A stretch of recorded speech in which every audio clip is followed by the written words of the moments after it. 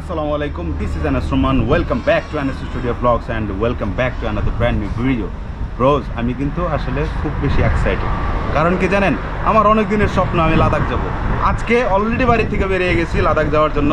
আমার অঙ্গভঙ্গিতে কিন্তু আপনারা বুঝতে পারতেছেন যে আমি আসলে খুব এক্সাইটেড, খুবই এক্সাইটেড। এখানে একটু চা খেলাম, এখন রওনা হব। আমার সাথে আরও বেশ কয়েকজন যাচ্ছে, তাদেরকে আস্তে আস্তে সবাই আপনারা দেখবেন, চিনবেন, জানবেন এবং অবশ্যই অনেক দুর্দান্ত ভিডিও দেখার জন্য এবং অনেক দুর্দান্ত সিনারি আল্লাহ পাকের সৃষ্টি দেখার জন্য পেজটাকে কিন্তু ফলো করতে হবে এখনই। টু দিস এবং ভিডিওগুলোকে অবশ্যই লাইক করবেন, কমেন্টস করবেন, শেয়ার করবেন এবং বেশি ছড়িয়ে দেওয়ার জন্য আপনাদেরকে অনুরোধ করছি। সাথে থাকবেন এবং আমার জন্য দোয়া করবেন। একটা ড্রিম রাইড, লং রাইড, পুরো আপডেট আপনাদেরকে দেব এবং অনেক তথ্য এখানে আপনারা পাবেন, অনেক নতুনত্ব পাবেন। আশা করি সব কিছু আপনারা উপভোগ করবেন, সাথে থাকুন। হোয়াটস আপ বিউটিফুল পিপল, চলে আসছি কিন্তু আমরা বর্ডারে। ওই যে দেখছেন ল্যান্ড কাস্টম স্টেশন। এখন আমরা কোথায় আছি ভাই? এত কিছু করতে দরকার নাই, আমরা আখাওড়া আছি। বেশি কথা কয়, বুঝছেন? তো আমাদের আজকে কিন্তু এই যে রোড ট্রিপটা দিয়েছে কে? সজীব ভাই। থ্যাংক ইউ সো মাচ সজীব ভাই। এক একজনের ব্যাকপ্যাক দেন, আমি হালার ফকির নিয়ে আমার কোনো ব্যাকপ্যাক নেই। না এটা কোম্পানি দিচ্ছে স্পন্সর পেয়ে গেছে। ভাই এটা কোন যাবেন, এটা করলে কিন্তু মাগ নাই হইব, বুঝছেন? ওই যে আমার বাইরেতেছে। তো যাই হোক, এখন ইমিগ্রেশন কমপ্লিট করব এবং ইমিগ্রেশন থেকে আস্তে আস্তে আমরা ভেতরে ঢুকবো এবং আমাদের আজকে ফ্লাইট হচ্ছে 2:35 মিনিটে। ফাইনালি আমরা এখন ইন্ডিয়ার বর্ডারে ঢুকে আছি। ইন্ডিয়ার পতাকা উঠছে মুক্ত আকাশে। এখন আমরা আগরতলা, এই হলো আমাদের যাওয়ার পথ। এই হচ্ছে অভিযাত্রী দয়। কি সুন্দর, হ্যাঁ, ওয়াও। বাকি ফিলিংসগুলো আসলে আস্তে আস্তে দেখতে থাকবেন। আজকে প্রচণ্ড রোদ আর এই যে এই ব্যাকপ্যাকগুলো বোঝা বাইতে অবস্থা খারাপ। ব্লগিং করার কোনো ফিলিংসই নাই, তাও করছি। শুধুমাত্র আগরতলা এত পরিমাণ টেম্পারেচার, মানে আমি তো দিল্লি যাইনি আগে কখনো। আমার এখন ডাউট লাগছে দিল্লির টেম্পারেচার আমার বডিতে শুট করবে কিনা। 42, 43 আমার বডির মানে ভিতরে অয়েল যা আছে চর্বি একদম নিকাল দেয়া রে বাবা। 42, 43 নরমাল টেম্পারেচার। আল্লাহ বুঝেন, আল্লাহ ভরসা। সেখানে যাবো ইনশাআল্লাহ। সাথে থাকেন, দেখতে থাকেন। আর ব্লগটা কিন্তু আপনাদের জন্যই করছি, অবশ্যই দেখবেন পুরোপুরি। থ্যাংক ইউ ভাই ব্রাদার।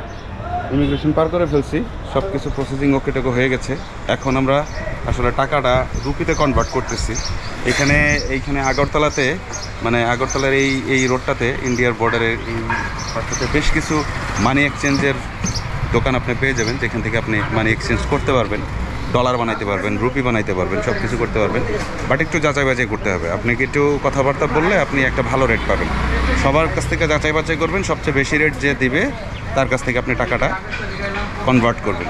তো এই যে দেখছেন ইন্ডিয়ান রুপি আমার হাতে, এগুলা ভাঙচুর করার জন্য যাচ্ছি আর কি। তো আমরা এখন আছি হচ্ছে শিবা এন্টারপ্রাইজের ভেতরে। তো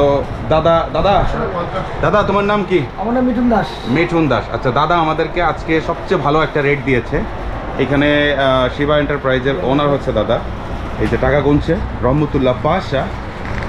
এটা কি ভাইয়া? এটা রুপি 500 রুপি। এটা কোন 400 না, এটা কোন 500। এই যে 500। আচ্ছা এই যে বসে আছে ওনার রুপি, উনি ব্যাগে ভরে বলছে। আর এই যে আমারগুলা আরও আছে। তো যাই হোক, অনেকগুলো টাকা আপনাদের জন্য ব্যয় করছি এবং নিজের জন্য ব্যয় করছি।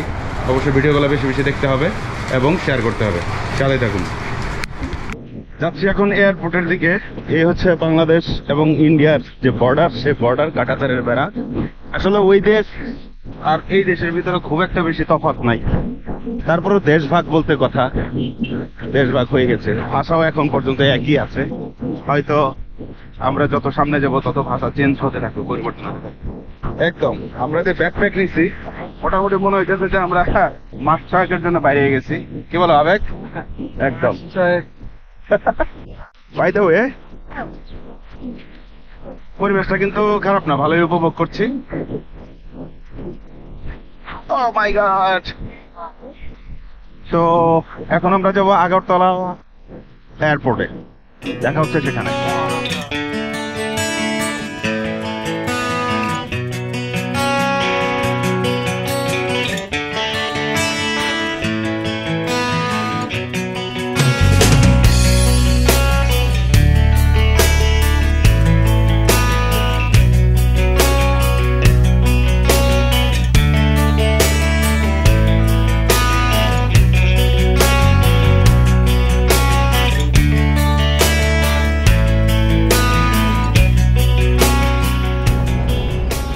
হলো মনটা কিন্তু ভালো না, কারণ হলো আজকে আমরা সবাই আগরতলা এয়ারপোর্টের মধ্যে আইসা পুনমারা খেয়েছি হালকা করে।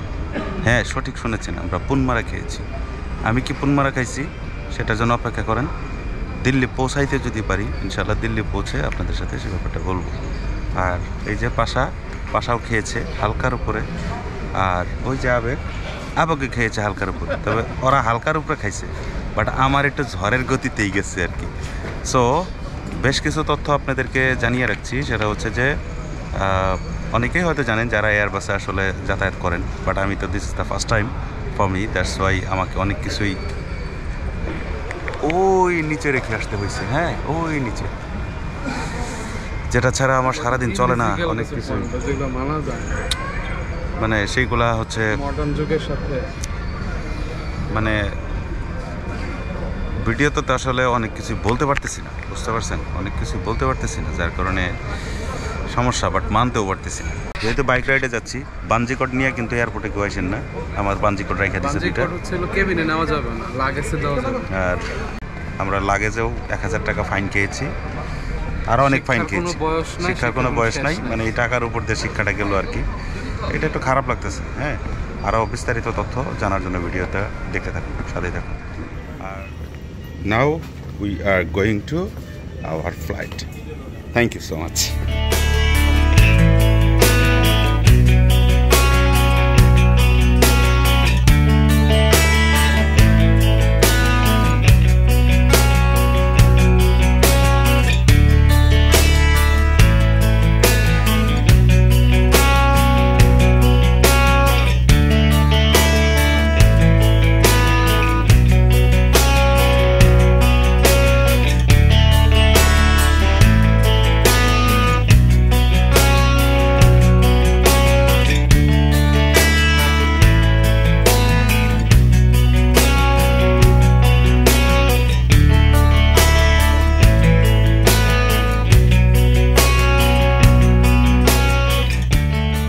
বাংলাদেশ থেকে আসা আসামিদ্বয় ব্যাকপ্যাক নিয়ে এখন হলো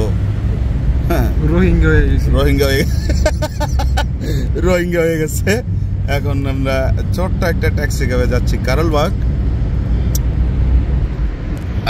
বাইরের view, Suzuki Swift. Welcome to Delhi, guys. Bye, looks. We are in Delhi We're in Delhi. এই হচ্ছে আজকে আমাদের থাকার রুম। আমরা এখানে আজকেও থাকবো এবং কালকেও থাকবো। এটা মোটামুটি ফ্রি ওয়াইফাই আছে, এসি আছে, বাথরুমটা অনেক সুন্দর, হাই কমোড, শাওয়ারের ব্যবস্থা আছে, সুন্দর, ভালোই আছে। তবে রেঞ্জটা একটু বেশি, প্রাইসটা একটু বেশি, 2700 রুপি পার ডে। যদিও আমরা 4 জন থাকবো, এটা আমরা ম্যানেজ করে ফেলবো, নো প্রবলেম। এই যে পাশা ভাই আইসা কিন্তু এই যে পাউটাও তুই লড়াই দিছে প্লেনের মধ্যে শুয়ে, কিন্তু সেই একটা ঘুম দিছে। বাই দ্য ওয়ে গ্যাস, অনেক গল্প আছে। আগে একটু ফ্রেশ হয়ে তারপর আজকে সারাদিনের বেশ কিছু মেমোরেবল গল্প আপনাদের সাথে করব। অনেক ধরা খাইছি, সেই গল্পগুলো আপনাদেরকে জানাবো। দেখতে থাকুন, সাথেই থাকুন। Thank you. কথা হলে গিয়া কথা তা না, কথা হইল খুবই টায়ার্ড। এখন প্রায় 12টার মতো বাজে ইন্ডিয়ান সময়। তো শুয়ে পড়ছি, আপনাদের সাথে শুয়ে কথা বলতেছি। কিছু তথ্য আপনাদের দেওয়া বাকি। আপনারা যারা প্লেনে প্রথমবারের মতো যাতায়াত করবেন তারা কিন্তু অবশ্যই আমার মতো বোকামিটা করবেন না। সেটা হচ্ছে বাইক নিয়ে যদি ট্যুর করতে চান, সেই ক্ষেত্রে কোনো অবস্থাতে আপনারা বাঞ্জি কট বাংলাদেশ থেকে নিয়ে আসবেন না। দড়ি আনতে পারেন, কট টাইপ দড়ি আনতে পারেন, বাট হচ্ছে বাঞ্জি কট অ্যালাও না। এটা কিন্তু এয়ারপোর্টে রেখে দিবে। আমার 2টা বাঞ্জি কট রেখে দিছে, যদিও সেটা সিস্টেমে বলতে একটু বাইপাস করে আর কি, চামে দিয়া বামে নিয়ে আসছি, বাট হচ্ছে এটা রেখে দিবে। কোনো ধরনের লাইটার অ্যালাও না, এবং হচ্ছে ইলেকট্রিক কোনো ডিভাইস বলতে ধরেন ইলেকট্রিক ভ্যাপ বা সিগারেট এই ধরনের কোনো কিছু অ্যালাও না। হ্যাঁ, সো এই জিনিসগুলা আপনারা একটু খেয়াল করবেন। আর ড্রোন খুবই সাবধান, ড্রোনের ব্যাপারে কিন্তু খুবই কড়াকড়ি চলতেছে। অ্যাকশন ক্যামি তারা অ্যালাউ করতে চায় না, অ্যাটসেট্রা অনেক কথা শোনাইছে আজকে। তো যাই হোক, তারপরেও আজকে 1000 টাকা ফাইন দিয়েছি। 1000 টাকা বলতে 1000 রুপি ফাইন দিয়েছি। আমাদের 4 জনের সব কিছুর মিলিয়ে একটা ব্যাগ বেশি হয়ে গেছিলো। সো এটা কোনো অবস্থাতেই এয়ার ইন্ডিগোতে আনার জন্য তারা পারমিশন দিচ্ছিল না।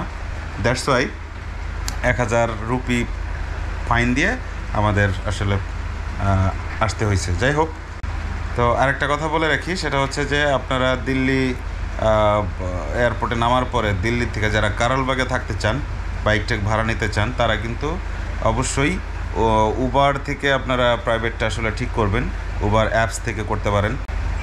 এয়ারপোর্টের বাইরে আপনারা উবারের বুথ পাবেন, সেই বুথ থেকেও এটা করতে পারেন। বাট হচ্ছে কারো কথা শুনে অনেক ড্রাইভার পাবেন এরকম, তারা এয়ারপোর্টের আশপাশে ঘোরাঘুরি করে, লোকালি তারা আসলে প্যাসেঞ্জারগুলো আনা নেওয়া করে এবং তাদের ডিমান্ড অনেক, 1300 রুপি 1400 রুপি এরকম ডিমান্ড করে। বাট দিল্লি এয়ারপোর্ট থেকে কারলবাগের দূরত্ব হচ্ছে 20 কিলোমিটার্স। এই 20 কিলোমিটার্সের জন্য 1300 রুপি 1400 রুপি তারা কীভাবে ডিমান্ড করে আমার আসলে জানা নাই। যাই হোক, আমরা যেটা করেছি, আবেগের ফোনে অলরেডি অ্যাপস ছিল, সেই অ্যাপস থেকে আমরা একটা উবার কল করি।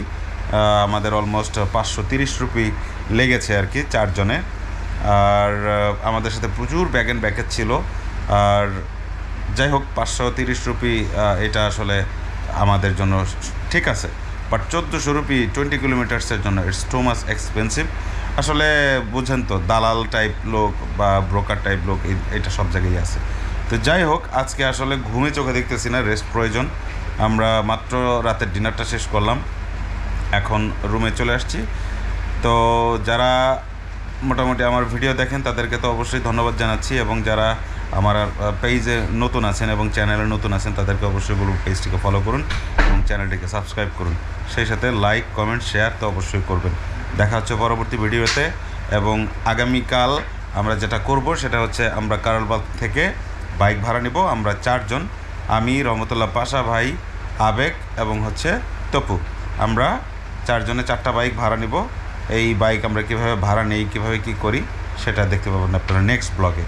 এরপর রাইড শুরু করার ইচ্ছা আছে পরশুদিন, সেই দিন থেকে ইনশাল্লাহ আপনারা লাদাখ সিরিজ পোড়াটার রোড ভিউ ইনশাল্লাহ আপনারা পাবেন। সে পর্যন্ত অবশ্যই সাথে থাকতে হবে এবং পেজটাকে ফলো করতে হবে।